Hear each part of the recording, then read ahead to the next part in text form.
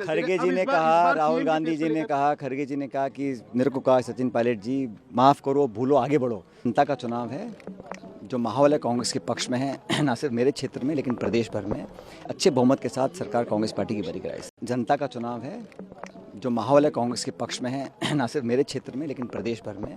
BJP के कार्यप्रणाली लोग देख चुके हैं, केंद्र सरकार की परफॉर्मेंस देख चुके हैं, भाजपा राजस्थान में विपक्ष में क्या किया क्या नहीं किया वो भी देख चुके हैं।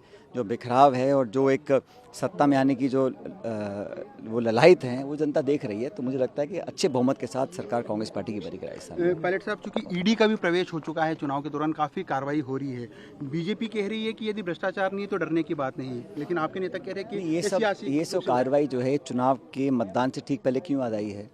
5 साल से किसी ने कोई कार्रवाई करी नहीं और इन एजेंसीज का दुरुपयोग हो रहा है। ये मैं नहीं कह रहा हूँ, पूरा देश कह रहा है और जानता है।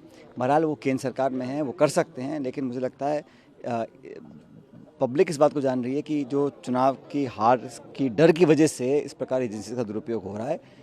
पब्लिक कांग्रेस पार्टी के साथ है। पायलट साहब, एक दूसरा सवाल बड़ा ये था कि बीजेपी ने अब तक टोंक में, सरदारपुरा में और जो प्रमुख जगह है जहाँ पर बड़े कैंडिडेट उतरे कांग्रेस के, वहाँ पर अब तक प्रत्याशी नहीं घोषित कर पाए। कारण क्या लगता है आपको? ये तो सवाल आप उनसे पूछिए, मैं तो अपना नामांकन मैंने भर दिया। अब जो भी उम्मीदवार होंगे हम उनसे सामने चुनाव लड़ेंगे और जनता जनार्दन है, जो निर्णय जनता करेगी वो स्वीकार होगा। विधानसभा चुनाव में इस बार बीजेपी ने कोई फेस डिक्लेयर नहीं किया, हालांकि कांग्रेस ने भी नहीं किया। किस तरह देखते हैं आप इसको? इसमें देखने की बात क्या हो, तो उनका निर्णय बीजेपी का। हमारी पार्टी ने कभी ऐसा हमारे कभी ऐसा ट्रेडिशन भी नहीं रही है। हर स्टेट में हम मिलकर चुनाव लड़ते हैं, चाहे वो कर्नाटक हो, राजस्थान हो, मध्य प्रदेश हो, और जीतने के बाद विधायक सब बैठते हैं, जीते हुए विधायक बहुमत के साथ फिर नेतृत्व दिल्ली का तय करता है कि किसको आगे करना है। पायलट साहब, अभी आपने कहा कि बीजेपी में काफ़ी फूट है, अलग अलग धड़े बने हुए हैं, लेकिन सियासी चर्चों में ये भी चलता है कि अशोक गहलोत और सचिन पायलट जो है उनके बीच में मतभेद खत्म हो गया, लेकिन मनभेद अभी भी है। ये पता नहीं आप कैसे कह सकते हो, आपने किसके मन में झांक के देख लिया। हम तो मिलकर काम कर रहे हैं, पार्टी के लिए काम कर रहे हैं। हमारा सामूहिक ऑब्जेक्टिव यही है कि कैसे पार्टी को दोबारा बहुमत में लेकर आएँ।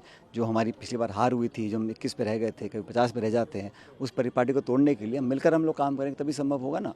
और ये जो है भारतीय जनता पार्टी के साथी जो बोलते हैं, तो उनको तो ये बोलना चाहिए हमारा 5 साल के लिए राजस्थान के लिए विजन है। वो तो सिर्फ धार्मिक मुद्दे, जज्बाती मुद्दों को लेकर सामने आते हैं। परफॉर्मेंस और युवाओं के लिए, किसानों के लिए जो उन्होंने काम किया होता तो उसके आधार पर चुनाव लड़ते, तो मैं उस बात को मानता हूँ। एक लास्ट सवाल है मेरा पायलट साहब, क्योंकि पिछले विधानसभा चुनाव की यदि बात की जाए, आप पीसीसी चीफ थे, उस दौरान अधिकतर कांग्रेस के कार्यकर्ताओं के मन में था कि सचिन पायलट मुख्यमंत्री बनेंगे। बीजेपी के जितने भी गुजर कैंडिडेट थे उनमें से एक भी नहीं जीत पाया। वापस से चुनाव 5 साल बाद हो रहा है। आपको जानकारी है कि प्रदेश में हर समाज के लोग रहते हैं, हर जाति के लोग रहते हैं, बिरादरी के 8 करोड़ लोग रहते हैं। यहाँ किसी एक कास्ट, एक धर्म, एक जाति समुदाय की बात करना मैं समझता हूँ गलत है। पार्टी की विचारधारा होती है और 2 संगठन है और जनता को तय करना है कौन सा संगठन बेहतर है। पिछली बार हमने मेहनत कर पार्टी को इस लायक बनाया कि सरकार हम लोग बनाने में कामयाब हुए। दोबारा हमारी वो कोशिश है। तो बीजेपी के तो आरोप लगाते रहेंगे, तो आप वो भाषा क्यों बोल रहे हो? आपको तो बोलना चाहिए कि 3 तारीख को परिणाम क्या आएगा, और मैं दावे से कह रहा हूँ कि परिणाम कांग्रेस के पक्ष में आएगा। लेकिन मैं पायलट साहब, मेरा सवाल अधूरा रह गया, पूरा नहीं करने दिया आपने। सवाल ये था कि पिछली बार जो कुछ हुआ उसके बाद फिर जिस प्रकार से 5 साल तक मतभेद चलते रहे, खड़गे जी ने कहा, राहुल गांधी जी ने कहा, खड़गे जी ने कहा कि मेरे को कहा सचिन पायलट जी माफ़ करो, भूलो, आगे बढ़ो। तो हम सब आगे बढ़ चुके हैं। आप अभी पीछे खड़े हो लग रहा है मेरे को। आप भी आगे की तरफ देखो, क्योंकि जो भी निर्णय लेना है वो सही समय पे पार्टी लेगी। पहले हम बहुमत लेकर आएँ, जीत जाएं, उसके बाद किसको क्या जिम्मेदारी देनी पार्टी का काम है।